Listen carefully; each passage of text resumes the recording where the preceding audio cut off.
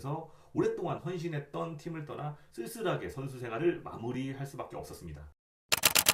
안녕하세요. 농구 원샷 노그렛입니다. 프로 선수들은 보통 프로 생활을 10년에서 20년 정도 하게 되는데 선수 생활을 하면서 여러 가지 이유로 팀을 떠나게 되고 또 새로운 팀을 만나게 됩니다. 우승을 향해서 높은 연봉을 원해서 조금이라도 더 뛸 수 있는 팀으로 혹은 선수가 이적을 거부할 권리가 없는 탓에 나도 모르는 사이에 버려져서 이런 여러 가지 이유들로 이적을 하게 됩니다. 그만큼 한 클럽에서만 끝까지 뛴다는 것은 정말 어려운 일이고 희소성이 있다고 볼 수 있죠. 우리는 이런 선수를 원클럽맨이라고 칭합니다. 농구에서도 낭만의 끝판왕은 역시 지역 팬들의 사랑을 듬뿍 받는 원클럽맨일 것입니다. 댈러스의 전설로 영원히 남을 것만 같았던 루카 돈치치의 올 시즌 레이커스 이적으로 이제는 더 이상 기대되는 슈퍼 레전드급 프랜차이즈 스타가 모이지 않는 것만 같습니다. 오늘은 NBA와 KBL에서 한 팀에서만 역대급 활약을 펼쳤던 원클럽맨 프랜차이즈 스타와 아쉽게도 원클럽맨이 되지 못했던 선수들에 대해서 낱낱이 이야기하는 시간을 갖도록 하겠습니다. 렛츠고!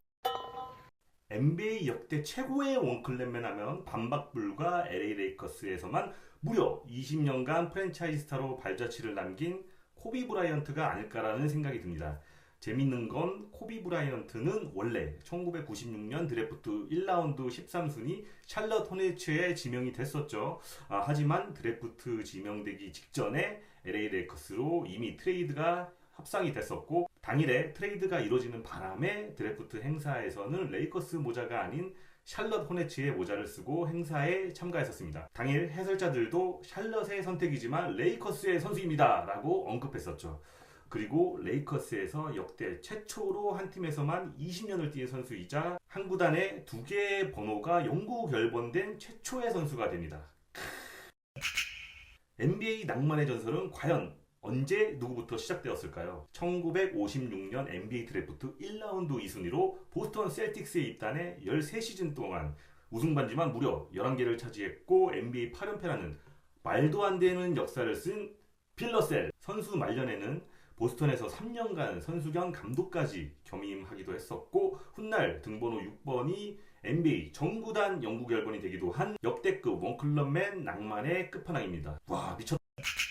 그 밖에 보스턴에서만 13년간 뛰면서 80년대 셀틱스의 세 차례 우승을 견인한 레리 버드가 있고 같은 시기 최고의 라이벌이었던 LA 레이커스의 원클럽맨 레전드 매직 존스. 특히 매직 존스는 레이커스에서만 5회 우승, 시리즈 MVP 3회, 파이널 MVP 3회 등 수많은 기록을 보유하고 있을 뿐만 아니라 NBA 통산 경기당 평균 어시스트 1위와 통산 누적 어시스트 6위라는 대기록을 보유하고 있는 원클럽맨으로도 유명합니다. 유타 재즈의 영구 결번은 물론 역대 어시스트 1위, 스틸 1위의 기록의 보유자 더 포인트 가드라는 별명을 갖고 있듯이 포인트 가드가 가져야 할 모든 능력을 가지고 있는 존 스타턴. 알고도 못 막는다는 원조 피켓롤의 단짝 칼말로는 말년의 우승을 위해서 LA 레이커스로 이적했지만 존 스타턴은 끝까지 유타 재즈를 지키면서 20년간의 선수 생활을 명예롭게 은퇴한 원클럽맨이기도 합니다. 여기서 원클럽맨 프랜차이즈 스타를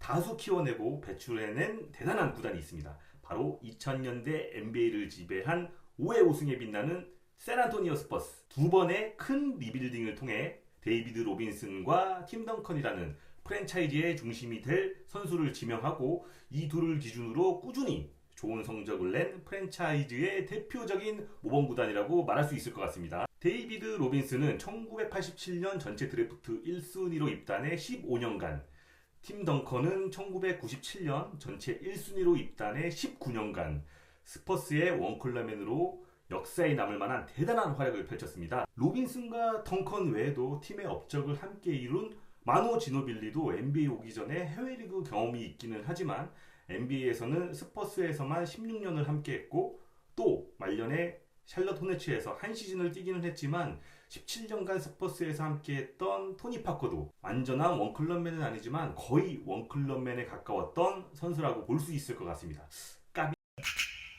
외국인 선수로 역대 최고의 낭만을 가져다준 원클럽맨 선수는 과연 누구일까요?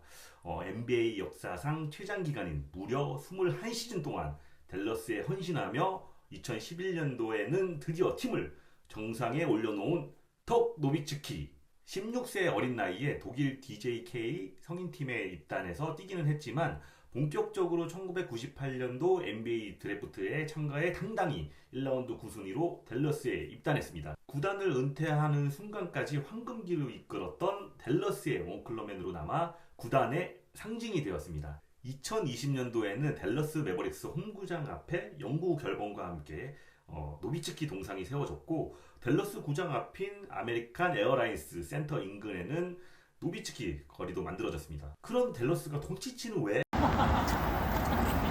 특정 팀, 특정 구단 하면 떠오르는 상징적인 선수가 있죠. 하지만 의외로 원클럽맨이 아닌 선수들이 있습니다. LA 레이커스 하면은 코비, 샌안토니오 스퍼스 하면 팀 덩컨, 시카고 불스 하면 누구나 마이클 조던을 생각하실 겁니다.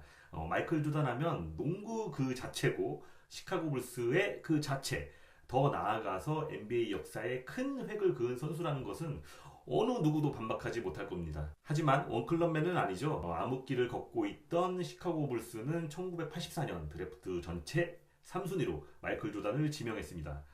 조던은 시카고에서만 무려 2차례 3핏으로 팀의 6번째 파이널 우승을 안겼고 6번의 파이널 MVP를 수상한 역사상 가장 위대한 선수입니다. 이런 조던이 첫 번째 은퇴 후 농구가 아닌 야구 시카고 화이트삭스 산하 마이너에서 뛰었고, 두 번째 은퇴 복귀 후에는 시카고가 아닌 워싱턴 위저즈로 복귀해서 선수로 뛴 이력이 있죠.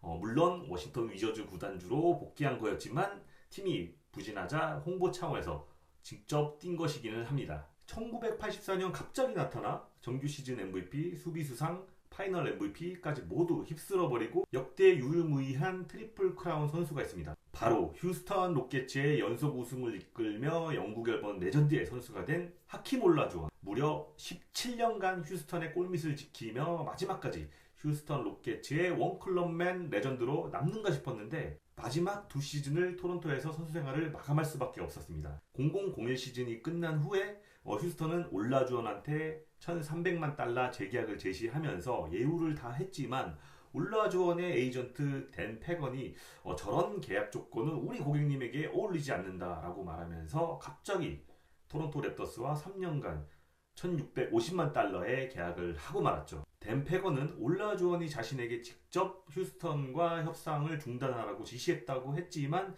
당시 악명이 자자했던 댄 패건 에이전트를 대부분은 믿지 않았습니다.